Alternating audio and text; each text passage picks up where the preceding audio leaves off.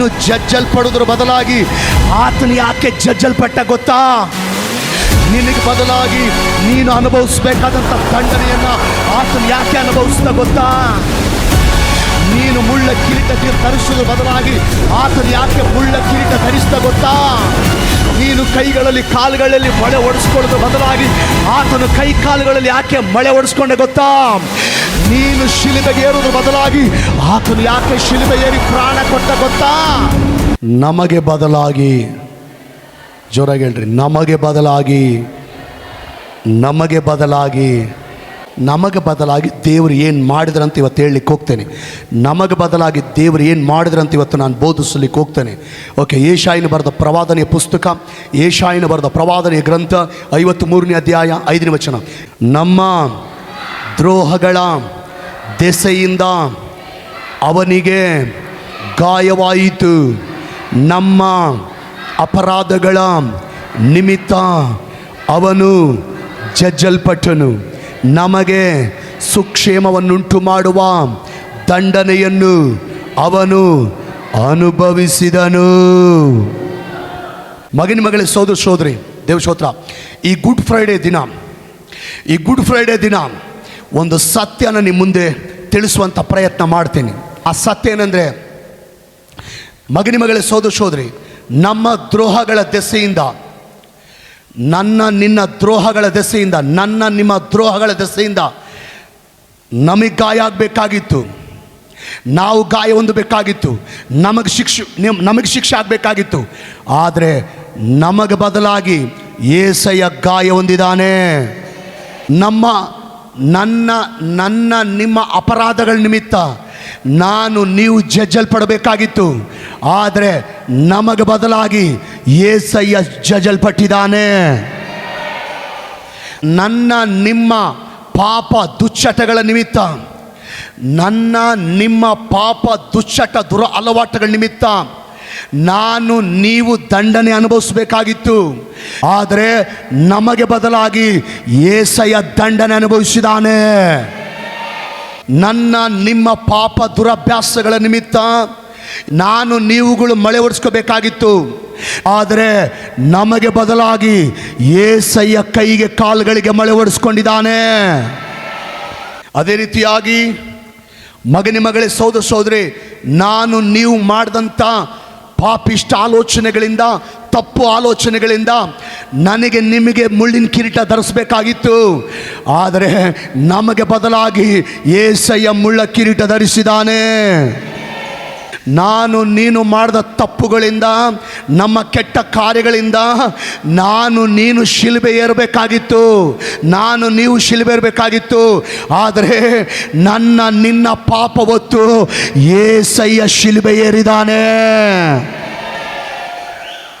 ಒಂದು ಮಾತು ಹೇಳ, ಅಪರಾಧ ಮಾಡಿದ್ದು ನಾವು, ದ್ರೋಹ ಮಾಡಿದ್ದು ನಾವು, ಪಾಪ ಮಾಡಿದ್ದು ನಾವು, ಅನ್ಯಾಯ ಮಾಡಿದ್ದು ನಾವು, ಆದರೆ ನಾವು ಅಪರಾಧಿ ಸ್ಥಾನದಲ್ಲಿ ನಿಲ್ಲಬೇಕಾಗಿತ್ತು. ಆದರೆ ಯೇಸಯ್ಯ ಆತನು ಅಪರಾಧಿ ಸ್ಥಾನದಲ್ಲಿ ನಿಂತು ನಿಮ್ಮನ್ನು ನಿರಪರಾಧಿ ಸ್ಥಾನದಲ್ಲಿ ನಿಲ್ಲಿಸಿದಾನೆ. ಎಂಥ ಪ್ರೀತಿ ಆತಂದು, ಎಂಥ ಪ್ರೀತಿ ಆತಂದು, ಎಂಥ ಮನುಷ್ಯರಿ ಆತಂದು, ಎಂಥ ಹೃದಯ ಆತಂದು, ಎಂಥ ದೇವ್ರಿ ಆತನು, ಎಂಥ ದೇವ್ರಿ ಆತನು.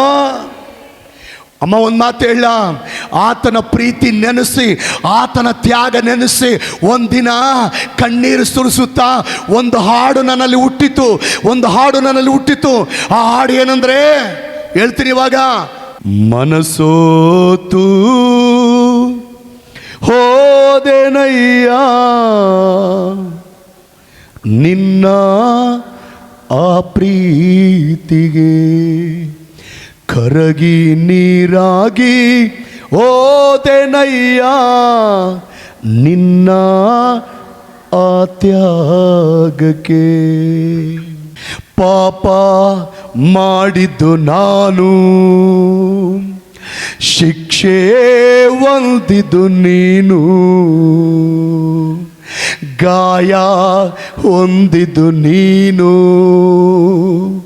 ಸ್ವಸ್ಥತೆ ಹೊಂದಿದ್ದು ನಾನು. ಪಾಪ ಮಾಡಿದ್ದು ನಾನು, ಶಿಕ್ಷೆ ಹೊಂದಿದ್ದು ನೀನು, ಗಾಯ ಹೊಂದಿದ್ದು ನೀನು, ಸ್ವಸ್ಥತೆ ಹೊಂದಿದ್ದು ನಾನು. ಹೇಗೆ ಮರೆಯಲಿ ಆ ನಿನ್ನ ಪ್ರೀತಿ, ಹೇಗೆ ಮರೆಯಲಿ ಆ ನಿನ್ನ ತ್ಯಾಗ. ಮುಳ್ಳ ಕಿರೀಟ ನೀನು ಧರಿಸಿದೆ, ಜೀವ ಕಿರೀಟ ನಮಗೆ ನೀಡಿದೆ, ದಾಸನ ರೂಪ ಧರಿಸಿದೆ, ಅರಸನಾಗಿ ನನ್ನ ಮಾಡಿದೆ. ಎಷ್ಟೊಂದು ಪ್ರೀತಿ ನನ್ನ ಮೇಲಿಟ್ಟಿರುವೆ, ಎಷ್ಟೊಂದು ಪ್ರೀತಿ ನನ್ನ ಮೇಲಿಟ್ಟಿರುವೆ. ಮನಸೋತು ಹೋದೆನಯ್ಯ ನಿನ್ನ ಪ್ರೀತಿಗೆ, ಕರಗಿ ನೀರಾಗಿ ಹೋದೆನಯ್ಯ ನಿನ್ನ ತ್ಯಾಗಕ್ಕೆ.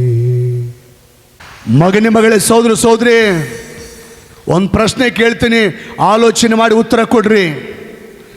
ನನಗೆ ನಿನಗೆ ಬದಲಾಗಿ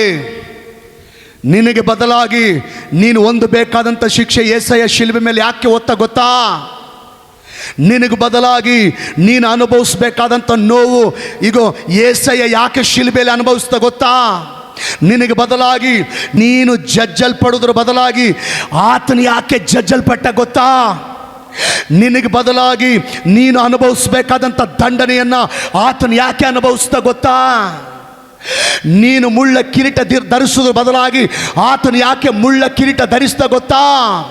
ನೀನು ಕೈಗಳಲ್ಲಿ ಕಾಲುಗಳಲ್ಲಿ ಮಳೆ ಒಡಿಸ್ಕೊಳ್ಳೋದ್ರ ಬದಲಾಗಿ ಆತನು ಕೈ ಕಾಲುಗಳಲ್ಲಿ ಯಾಕೆ ಮಳೆ ಒಡಿಸ್ಕೊಂಡೆ ಗೊತ್ತಾ? ನೀನು ಶಿಲುಬೆಗೆ ಏರೋದ್ರ ಬದಲಾಗಿ ಆತನು ಯಾಕೆ ಶಿಲುಬೆ ಏರಿ ಪ್ರಾಣ ಕೊಟ್ಟ ಗೊತ್ತಾ? ಯಾಕೆ ಕೊಟ್ಟ ಗೊತ್ತಾ? ನಿನಗೆ ಬದಲಾಗಿ ಯಾಕೆ ಶಿಲುಬೆಯಲ್ಲಿ ಪ್ರಾಣ ಕೊಟ್ಟ ಗೊತ್ತಾ?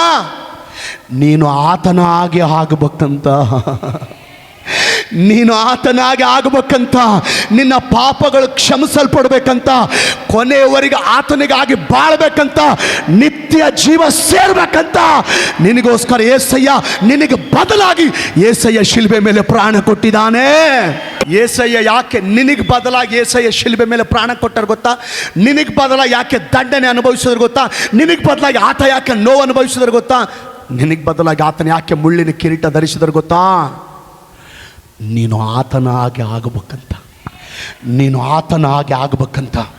ಹಿಂದೆ ಕೂತ್ಕೊಂಡವರು ಆತನ ಹಾಗೆ ಆಗಬೇಕಂತ, ಮುಂದೆ ಕೂತ್ಕೊಂಡವರು ಆತನ ಹಾಗೆ ಆಗಬೇಕಂತ, ಮಧ್ಯದಲ್ಲಿ ಕೂತ್ಕೊಂಡವರು ಆತನ ಹಾಗೆ ಆಗಬೇಕಂತ, ಕೊನೆ ಲೈನಲ್ಲಿ ಕೂತ್ಕೊಂಡವರು ಆತನಾಗೆ ಆಗಬೇಕಂತ.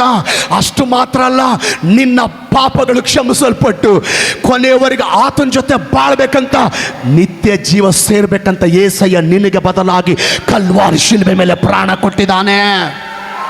ಕಲ್ವಾರಿ ಶಿಲುಬೆ ಮೇಲೆ ಪ್ರಾಣ ಕೊಟ್ಟಿದ್ದಾನೆ. ಒಂದು ದುಃಖ ಏನು ಗೊತ್ತಾ? ಭಾಳ ಜನರಿಗೆ యేసయ్య ಶಿಲುಬೆ ಮೇಲೆ ಯಾಕೆ ಪ್ರಾಣ ಕೊಟ್ಟನ ಗೊತ್ತಿಲ್ಲ. ಭಾಳ ಜನ ವಿಶ್ವಾಸಿಗಳಿಗೆ ಸತ್ಯ ಗೊತ್ತಿಲ್ಲ, ಭಾಳ ಜನ ಕ್ರೈಸ್ತರಿಗೆ ಸತ್ಯ ಗೊತ್ತಿಲ್ಲ, ಭಾಳ ಜನ ಸೇವಕರಿಗೆ ಸತ್ಯ ಗೊತ್ತಿಲ್ಲ. ಯೇಸು ಶಿಲುಬೆ ಮೇಲೆ ಯಾಕೆ ಪ್ರಾಣ ಕೊಟ್ಟಿದ್ದಾನಂತ ಗೊತ್ತಿಲ್ಲ. ಇದು ದೇವರಿಗೆ ಭಾಳ ನೋವಿನ ಸಂಗತಿ. ಅದಕ್ಕೆ ಜಾರ್ಜ್ ವಿಟ್ಫೀಲ್ಡ್ ಅನ್ನುವ ದೇವ್ರ ಸೇವಕರು ಹೇಳ್ತಾರೆ, ಏನಂತ ಹೇಳ್ತಾರೆ ಅಂದರೆ, ಅನೇಕ ವಿಶ್ವಾಸಿಗಳು, ಅನೇಕ ಕ್ರೈಸ್ತರು, ಅನೇಕ ಸೇವಕರು ತಾವು ಅರಿಯದಿರುವ, ತಾವು ಅನುಭವಿಸದಿರುವ ಕ್ರಿಸ್ತನನ್ನು ಆರಾಧಿಸ್ತಾರೆ ಅಂತಾರೆ. ಅರ್ಥ ಆಯ್ತು ನಿಮಗೇನಾದರೂ? ಹೇಳ್ತೀನಿ ಕೇಳಿಸ್ಕೊ. ಜಾರ್ಜ್ ವಿಟ್ಫೀಲ್ಡ್ ಅನ್ನುವ ದೇವ್ರ ಸೇವಕರು ಹೇಳ್ತಾರೆ, ಬಹಳ ಜನ ವಿಶ್ವಾಸಿಗಳು, ಬಹಳ ಜನ ಕ್ರೈಸ್ತರು ತಾವು ಅರಿಯದಿರುವ, ತಾವು ಅನುಭವಿಸದಿರುವ ಕ್ರಿಸ್ತನನ್ನು ಆರಾಧಿಸ್ತಾರೆ, ಕ್ರಿಸ್ತನನ್ನು ಸಾರ್ತಾರೆ ಅಂತ ಹೇಳ್ತಾರೆ ಈ ಸೇವಕರು. ಅಂದರೆ ಇದರ ಅರ್ಥ ಏನಂದರೆ, ಭಾಳ ಜನ ವಿಶ್ವಾಸಿಗಳಿಗೆ, ಕ್ರೈಸ್ತರಿಗೆ, ಸೇವಕರಿಗೆ ಯೇಸು ಯಾರು ಅಂತಲೇ ಗೊತ್ತಿಲ್ಲ. ಯೇಸು ಯಾಕೆ ಈ ಲೋಕಕ್ಕೆ ಬಂದಿದ್ದಾನಂತಲೇ ಗೊತ್ತಿಲ್ಲ. ಯಾಕೆ ಶಿಲುಬೆ ಮೇಲೆ ಯೇಸಯ್ಯ ಪ್ರಾಣ ಕೊಟ್ಟ ಅಂತಲೇ ಗೊತ್ತಿಲ್ಲ. ಯೇಸು ನಂಬಿದ್ರೆ ನಮಗೇನು ಸಿಗುತ್ತಂತ ಗೊತ್ತಿಲ್ಲ. ಯೇಸಯ್ಯ ಶಕ್ತಿ ಗೊತ್ತಿಲ್ಲ. ಯೇಸಯ್ಯ ಪ್ರೀತಿ ಗೊತ್ತಿಲ್ಲ. ಆದರೂ ಆರಾಧಿಸ್ತಾ ಇದ್ದಾರೆ. ಅದು ಸತ್ವವಿಲ್ಲದ ಆರಾಧನೆ, ಶಕ್ತಿ ಇಲ್ಲದ ಆರಾಧನೆ, ಡೂಪ್ಲಿಕೇಟ್ ಆರಾಧನೆ. ಯೇಸು ಬಗ್ಗೆ ಅರಿಯದೆ, ಯೇಸು ಬಗ್ಗೆ ತಿಳಿಯದೆ, ಯೇಸುವನ್ನು ಅನುಭವಿಸದೆ ಆರಾಧನೆ ಮಾಡಿದ್ರೆ ಆತನಿಗೆ ಸಂತೋಷ ಆಗಲ್ಲ, ಆನಂದ ಆಗಲ್ಲ. ಆತನ ಆರಾಧಿಸೋದಕ್ಕಿಂತ ಮುಂಚೆ, ಆತನಿಗೆ ಪ್ರಾರ್ಥಿಸೋದಕ್ಕಿಂತ ಮುಂಚೆ ಯೇಸು ಯಾರಂತ ಅರಿಬೇಕು, ಆತನನ್ನು ಅನುಭವಿಸ್ಬೇಕು. ಆತನ ಅನುಭವಿಸ್ಬೇಕು. ಅರಿತು ಅನುಭವಿಸಿ ಆರಾಧಿಸಿದ್ರೆ ಇವತ್ತು ದೇವರು ನಿನ್ನ ವಿಷಯದಲ್ಲಿ ಬಹಳ ಸಂತೋಷ ಪಡ್ತಾನೆ. ಒಂದು ಹಾಡು ನೆನಪು ಬರ್ತಾ ಇದೆ, ಒಬ್ಬ ಭಕ್ತನ ಹಾಡಿದಂಥ ಹಾಡು. ಏನು ಹಾಡು ಗೊತ್ತಾ? ಆತ ಹೇಳ್ತಾನೆ, ನಿನ್ನಾಯ ರುಚಿಯನ್ನು ಸವಿದಿರುವೇನಯ್ಯ, ಯಾರೇನೇ ಅಂದರೂ ನಿನ್ನನ್ನು ಬಿಡೆನಯ್ಯ.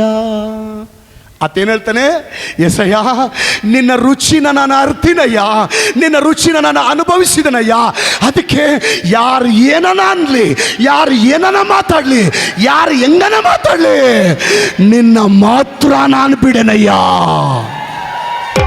ನಿನ್ನ ಮಾತ್ರ ನಾನು ಬಿಡಲ್ಲಯ್ಯ. ಯೇಸುನ ನೀನು ಅರ್ಥಕೋಬೇಕು, ಯೇಸುನ ನೀನು ಅನುಭವಿಸ್ಬೇಕು. ಆಗ ಮಾಡುವ ಆರಾಧನೆ, ಆಗ ಮಾಡುವ ಪ್ರಾರ್ಥನೆ, ಆಗ ಮಾಡುವ ಸ್ತುತಿ ಪರಲೋಕದ ದೇವರಿಗೆ ಎಷ್ಟು ಸಂತೋಷ ತರುತ್ತೆ.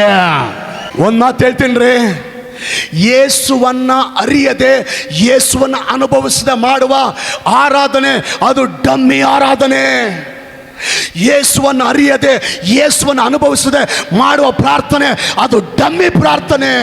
ಯೇಸುವನ್ನು ಅರಿಯದೆ, ಯೇಸುವನ್ನು ಅನುಭವಿಸದೆ ಸಾರುವ ಸುವಾರ್ತೆ ಅದು ಡಮ್ಮಿ ಸುವಾರ್ತೆ. ಯೇಸುವನ್ನು ಅರಿಯದೆ, ಯೇಸುವನ್ನು ಹೃದಯದಲ್ಲಿ ಅನುಭವಿಸದೆ ದೇವ್ರ ಸ್ತೋತ್ರ ಮಾಡುವ ಭಕ್ತಿ ಅದು ಡಮ್ಮಿ ಭಕ್ತಿ, ಡಮ್ಮಿ ಭಕ್ತಿ, ಡಮ್ಮಿ ಭಕ್ತಿ. ಯೇಸುವನ್ನು ಅರಿಯದೆ, ಯೇಸುವನ್ನು ಹೃದಯದಲ್ಲಿ ಅನುಭವಿಸದೆ ಮಾಡುವ ಸೇವೆ ಅದು ಡಮ್ಮಿ ಸೇವೆ, ಡಮ್ಮಿ ಸೇವೆ. ಅದಕ್ಕೋಸ್ಕರ ಅಪೊಸ್ತಲರು ಬರೆದ ಕೃತ್ಯಗಳು 4ನೇ ಅಧ್ಯಾಯ 20ನೇ ವಚನದಲ್ಲಿ ಪೇತ್ರ, ಯೋಹಾನರು ಹೇಳ್ತಾರೆ ಒಂದು ಮಾತನ್ನ, ನಾವಂತೂ ಕಂಡು ಕೇಳಿದ್ದನ್ನು ಹೇಳದೆ ಇರಲಾರೆವು. ಅಂದರೆ ಈಗ ಪೇತ್ರ, ಯೋಹಾನರು ಹೇಳ್ತಾರೆ, ನಾವು ಅರಿಯದಿರುವ ಕ್ರಿಸ್ತನನ್ನಲ್ಲ, ನಾವು ಅನುಭವಿಸದಿರುವ ಕ್ರಿಸ್ತನಲ್ಲ, ಕ್ರಿಸ್ತನನ್ನು ನಾವು ಸಾರ್ತಾ ಇಲ್ಲ, ನಾವು ಅರಿತು ಅನುಭವಿಸಿದ ಕ್ರಿಸ್ತನನ್ನ ನಾವು ಸಾರ್ತಾ ಇದ್ದೇವೆ.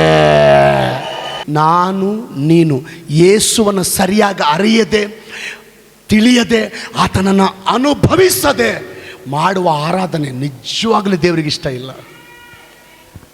ಅದು ಡಮ್ಮಿ ಆರಾಧನೆ. ಯಥಾರ್ಥವಾಗಿ ಹೇಳ್ರಿ, ಎಷ್ಟು ಜನ ಯೇಸುವನ್ನು ಅನುಭವದಿಂದ ತಿಳ್ಕೊಂಡಿದ್ದಾರೆ. ಉದಾಹರಣೆ, ಈಗ ನಿಮ್ಮ ಗಂಡ ಎಂಥವನಂತ ನಿಮಗೆ ಗೊತ್ತು, ಯಾಕಂದರೆ ನೀವು ಅನುಭವದಿಂದ ನೋಡಿದ್ದೀರಿ ಆತನಿಗೆ. ನಿಮ್ಮ ಹೆಂಡತಿ ಎಂಥವಳು ಅಂತ ಗೊತ್ತು, ಯಾಕೆಂದರೆ ನೀವು ಅನುಭವದಿಂದ ನೋಡಿದ್ದೀರಿ. ಅದೇ ಥರ ಯೇಸಯ್ಯ ಆಶೆ ಪಡ್ತಾನೆ. ಈ ಮಧ್ಯಾಹ್ನ ಸಮಯದಲ್ಲಿ ಹಲ್ಲೆಲೂಯ ಪರಿಶುದ್ಧಾತ್ಮ ದೇವರು ಬಯಸ್ತಾನೆ, ಯೇಸುವನ್ನು ಸಂಪೂರ್ಣವಾಗಿ ಅರ್ಥಕೋಬೇಕು, ಅನುಭವದಿಂದ ಆತನನ್ನು ಅನುಭವಿಸಬೇಕು.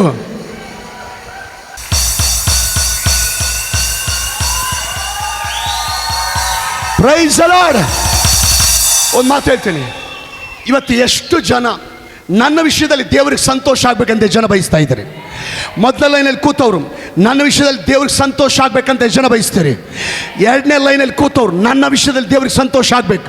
ಮಧ್ಯದಲ್ಲಿ ಕೂತವ್ರು ನನ್ನ ವಿಷಯದಲ್ಲಿ ದೇವ್ರಿಗೆ ಸಂತೋಷ ಆಗಬೇಕು. ಹಿಂದೆ ಕುಂತ್ಕೊಂಡವರು ನನ್ನ ವಿಷಯದಲ್ಲಿ ದೇವ್ರಿಗೆ ಸಂತೋಷ ಆಗಬೇಕು. ಒಂದು ಮಾತು ಹೇಳ್ತೀನಿ, ಯಾವಾಗ ನಿನ್ನ ವಿಷಯದಲ್ಲಿ ದೇವ್ರಿಗೆ ಸಂತೋಷ ಆಗುತ್ತೆ ಗೊತ್ತಾ? ಹೇಳ್ತೀನಿ ಕೇಳಿಸ್ಕೊ.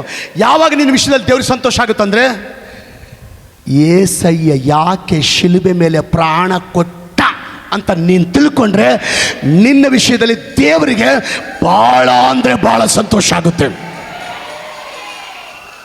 ಇನ್ನೂ ಮಾತು ಹೇಳ್ತೀನಿ, ಮಗನ ಮಗಳೇ, ಸೋದರ ಸೋದರಿ, ಇಲ್ಲೇ ಎಷ್ಟೋ ಜನರಿಗೆ యేసయ్య ಯಾಕೆ ಶಿಲುಬೆ ಮೇಲೆ ಪ್ರಾಣ ಕೊಟ್ಟನಂತ ನಿಮ್ಮಲ್ಲಿ ಭಾಳ ಜನರಿಗೆ ಗೊತ್ತಿಲ್ಲ, ಭಾಳ ಜನರಿಗೆ ಗೊತ್ತಿಲ್ಲ. ಅದಕ್ಕೆ ಇವತ್ತು ಹೇಳ್ತೀನಿ, ಕೇಳಿಸ್ಕೊಡ್ರಿ. ಯಾಕೆ యేసయ్య ಶಿಲುಬೆ ಮೇಲೆ ಪ್ರಾಣ ಕೊಟ್ಟ?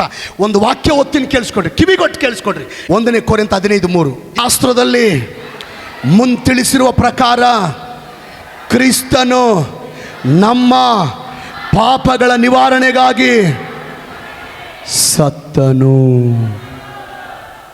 ಆನ್ಲೈನ್ನಲ್ಲಿ ಈ ವಾಕ್ಯನ ನೋಡುವವರು ಕಾಮೆಂಟ್ ಮಾಡ್ರಿ, ಯಾಕೆ యేసయ్య ಶಿಲುಬೆ ಮೇಲೆ ಪ್ರಾಣ ಕೊಟ್ಟ?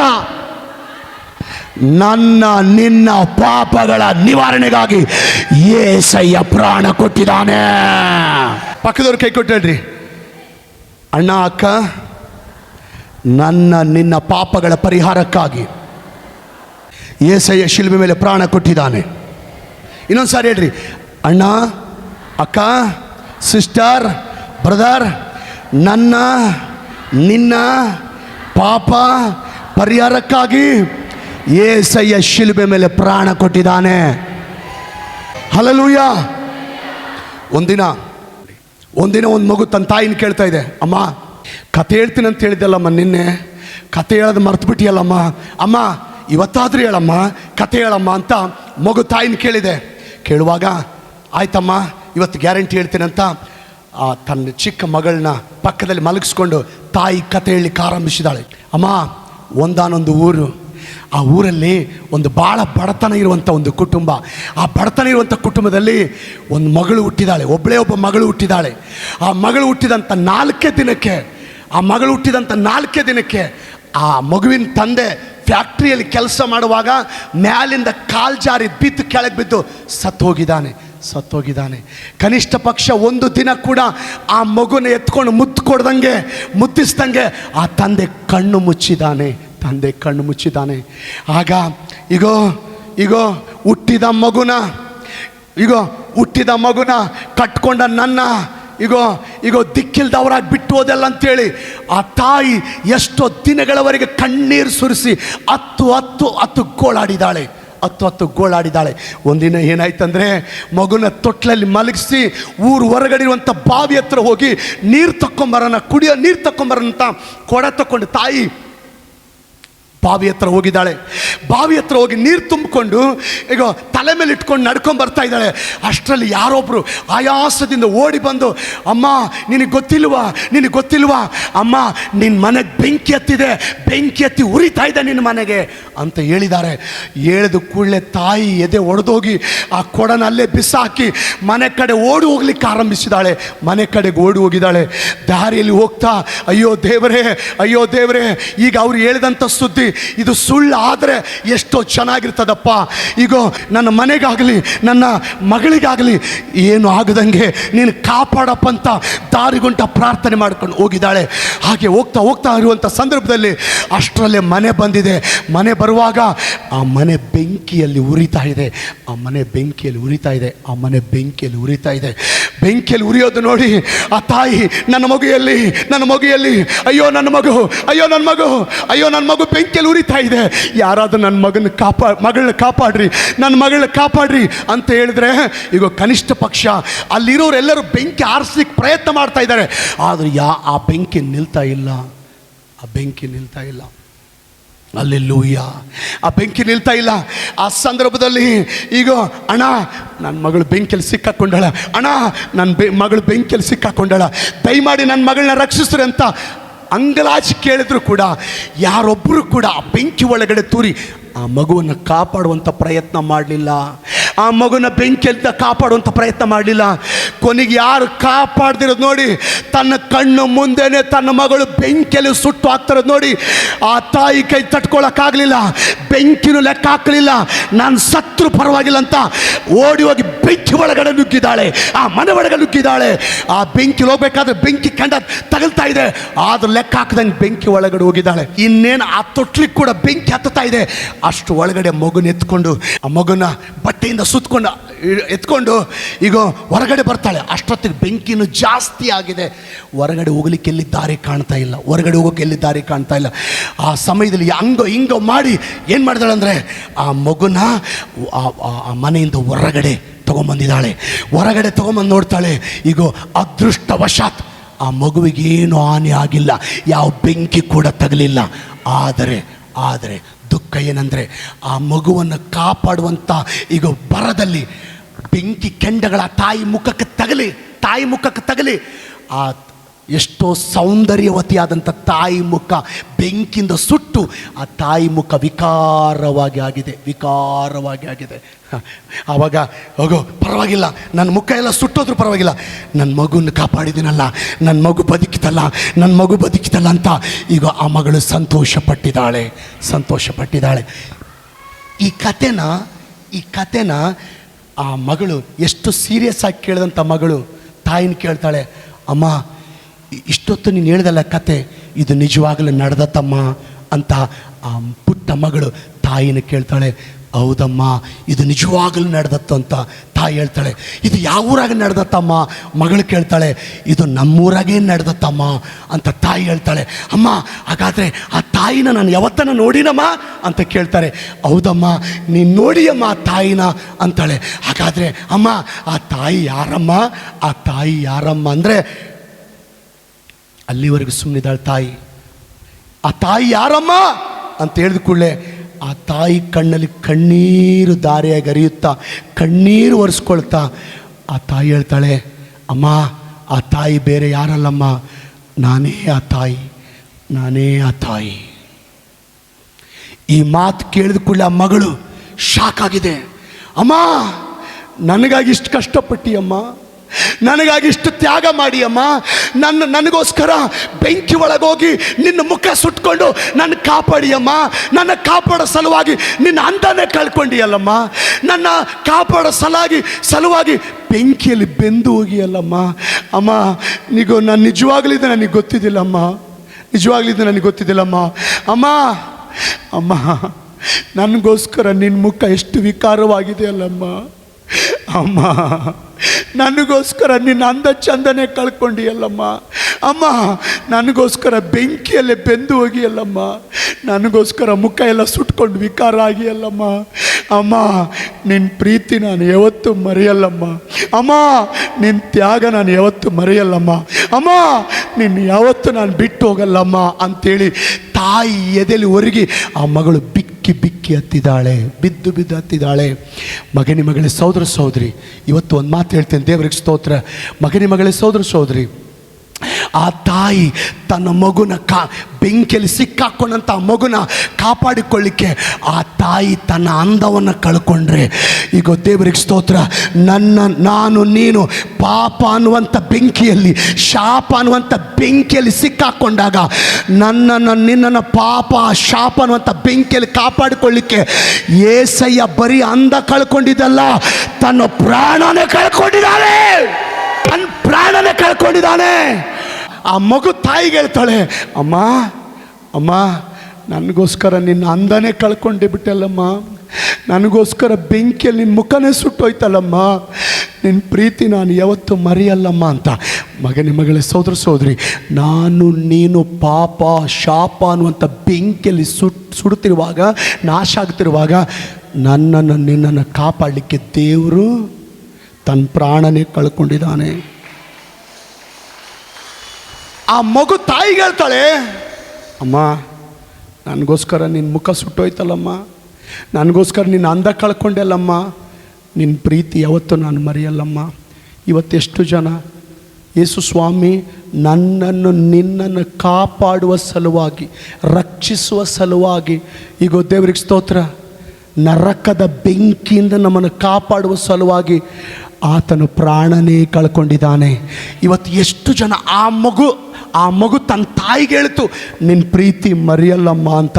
ಇವತ್ತು ಎಷ್ಟು ಜನ ಹೇಳ್ತಾರೆ, ಅಯ್ಯ ನನ್ನನ್ನು ಕಾಪಾಡೋದಕ್ಕೋಸ್ಕರ ನಿನ್ನ ಪ್ರಾಣ ಕಳ್ಕೊಂಡ್ಬಿಟ್ಟಿಯಲ್ಲಪ್ಪ, ನನ್ನನ್ನು ಕಾಪಾಡೋದಕ್ಕೋಸ್ಕರ ಕೈಗೆ ಮಳೆ ಹೊಡೆಸ್ಕೊಂಡಿಯಲ್ಲಪ್ಪ, ನಮ್ಮನ್ನು ಕಾಪಾಡೋದಕ್ಕೋಸ್ಕರ ಕಾಲಿಗೆ ಮಳೆ ಹೊಡೆಸ್ಕೊಂಡಿಯಲ್ಲಪ್ಪ, ನಮ್ಮನ್ನು ಕಾಪಾಡೋದಕ್ಕೋಸ್ಕರ ತಲೆಗೆ ಮುಳ್ಳಿನ ಕಿರೀಟ ಧರಿಸಿಯಲ್ಲಪ್ಪ, ನಮ್ಮನ್ನು ಕಾಪಾಡೋದಕ್ಕೋಸ್ಕರ ಶಿಲುಬೆ ಭಾರ ಹೊತ್ತಿಯಲ್ಲಪ್ಪ, ನಮ್ಮನ್ನು ಕಾಪಾಡೋದಕ್ಕೋಸ್ಕರ ಚಾಟಿಯಿಂದ ಹೊಡೆಸ್ಕೊಂಡಿಯಲ್ಲಪ್ಪ, ನಮ್ಮನ್ನು ಕಾಪಾಡೋದಕ್ಕೋಸ್ಕರ ಮುಖಕ್ಕೆ ಉಗಿಸ್ಕೊಂಡಿಯಲ್ಲಪ್ಪ, ನಮ್ಮನ್ನು ಕಾಪಾಡೋದಕ್ಕೋಸ್ಕರ ಕೊನೆಗೆ ಶಿಲುಬೆಯಲ್ಲಿ ಪ್ರಾಣನೇ ಕೊಟ್ಟಿಯಲ್ಲಪ್ಪ.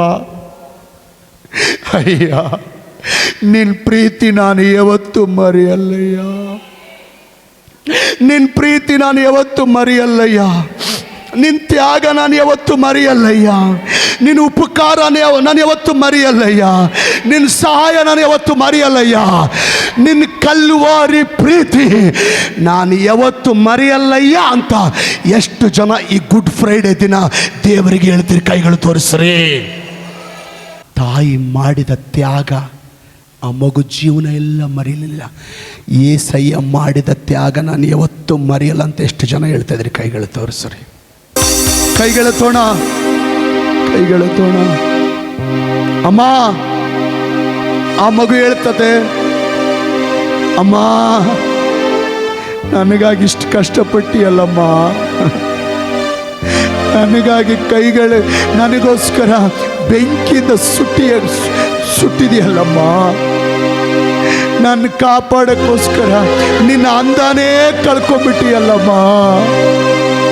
ನನಗೋಸ್ಕರ ಬೆಂಕಿಯಲ್ಲಿ ಬೆಂದು ಹೋಗಿಯಲ್ಲಮ್ಮ. ಮಗಳೇ, ನನ್ನನ್ನ ಪಾಪ ಅನ್ನುವಂಥ ಬೆಂಕಿಯಿಂದ, ಶಾಪ ಅನ್ನುವಂಥ ಬೆಂಕಿಯಿಂದ, ನರಕ ಅನ್ನುವಂಥ ಬೆಂಕಿಯಿಂದ ಏಸಯ್ಯ ಕಾಪಾಡಲಿಕ್ಕೆ ತನ್ನ ಪ್ರಾಣನೇ ಕಳ್ಕೊಂಡಿದ್ದಾನೆ. ತನ್ನ ಪ್ರಾಣನೇ ಕಳ್ಕೊಂಡಿದ್ದಾನೆ. ಆ ಮಗು ತನ್ನ ತಾಯಿ ಪ್ರೀತಿ ನೆನೆಸಿ ಹೇಳಿದ ಹಾಗೆ ನಿಮ್ಮಲ್ಲಿ ಎಷ್ಟು ಜನ ಹೇಳ್ತೀರಿ? ಏಸಯ್ಯ, ನಿನ್ನ ಪ್ರೀತಿ ನಾನು ಮರೆಯಲ್ಲಯ್ಯ, ನಿನ್ನ ಉಪಕಾರ ನಾನು ಮರೆಯಲ್ಲಯ್ಯ, ನಿನ್ನ ತ್ಯಾಗ ನಾನು ಮರೆಯಲ್ಲಯ್ಯ, ನಿನ್ನ ತ್ಯಾಗ ನಾನು ಮರೆಯಲ್ಲಯ್ಯ. ಎಷ್ಟೊಂದು ಪ್ರೀತಿ ನನ್ನ ಮೇಲೆ ಇಟ್ಟಿಯಯ್ಯ, ಎಷ್ಟೊಂದು ಕರುಣೆ ನನ್ನ ಮೇಲೆ ಇಟ್ಟಿಯಯ್ಯ, ಎಷ್ಟೊಂದು ಕನಿಕರಯ್ಯ. ನಿನ್ನ ಮರೆಯಲ್ಲ ಏಸಯ್ಯ, ನಿನ್ನ ಪ್ರೀತಿ ನಾನು ಮರೆಯಲ್ಲ ಏಸಯ್ಯ. ಒಂದು ವೇಳೆ ನಿನ್ನ ಪ್ರೀತಿ ಮರ್ತೋಗಿದ್ರೆ ಕ್ಷಮಿಸಯ್ಯ, ನಿನ್ನ ತ್ಯಾಗ ಮರ್ತೋಗಿದ್ರೆ ಕ್ಷಮಿಸಯ್ಯ. ಮತ್ತೊಂದು ಸಾರಿ ಗುಡ್ ಫ್ರೈಡೆ ದಿನ ದೇವರೇ, ನಿನ್ನ ಶಿಲುಬೆ ಪ್ರೇಮ ನಮಗೆ ತಿಳಿಯಪಡಿಸಿದಕ್ಕಾಗಿ ಸ್ತೋತ್ರಯ್ಯ, ಸ್ತೋತ್ರಯ್ಯ. ಇದುವರೆಗೂ ಯಾರ್ಯಾರೆಲ್ಲ ಏಸಯ್ಯ ಯಾಕೆ ಶಿಲುಬೆ ಮೇಲೆ ಪ್ರಾಣ ಕೊಟ್ಟಿದ್ದಾನಂತ ತಿಳ್ಕೊಂಡಿಲ್ವೋ ಅವರೆಲ್ಲರಿಗೂ ತಿಳಿಸಯ್ಯ.